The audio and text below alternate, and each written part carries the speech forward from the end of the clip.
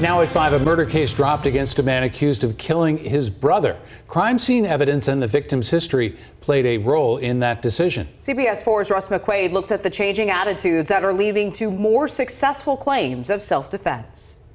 It was inside a duplex here in this North Side neighborhood in April of 2024 when two brothers got into it and one killed the other.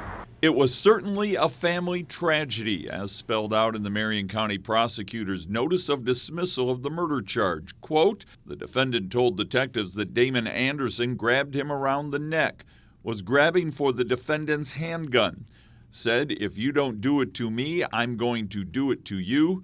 It was going to be me or you. The prosecutor wrote that the brother under attack had good reason to fear for his life. Damon Anderson had been convicted of murder, reads the dismissal.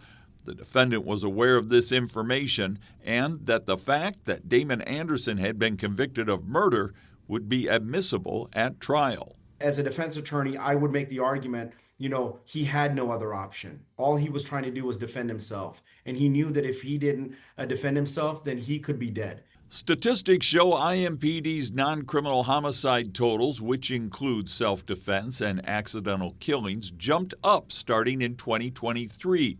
At about the same time, Indiana did away with gun permits. I do think that there has been an increase of people carrying firearms simply for their own protection, and in those situations where they might have been a victim, being able to protect themselves. So far this year, 22 of IMPD's homicides have been ruled non-criminal, giving the courts more to think about when it comes to charging and trying defendants claiming they were in fear for their lives. I do think that the number of self-defense cases have gone up. When the defendant files a notice of self-defense, that's an affirmative defense. So the burden shifts from the prosecutor's office, having to prove beyond a reasonable doubt just the elements of the charge, but now they have to prove that beyond a reasonable doubt that the defendant didn't act in self-defense. I think jurors are a lot more likely to give defendants the benefit of the doubt, especially when the jurors, it's unfortunate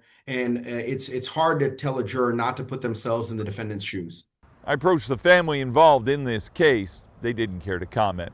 On the North Side, Russ McQuaid, CBS 4 News.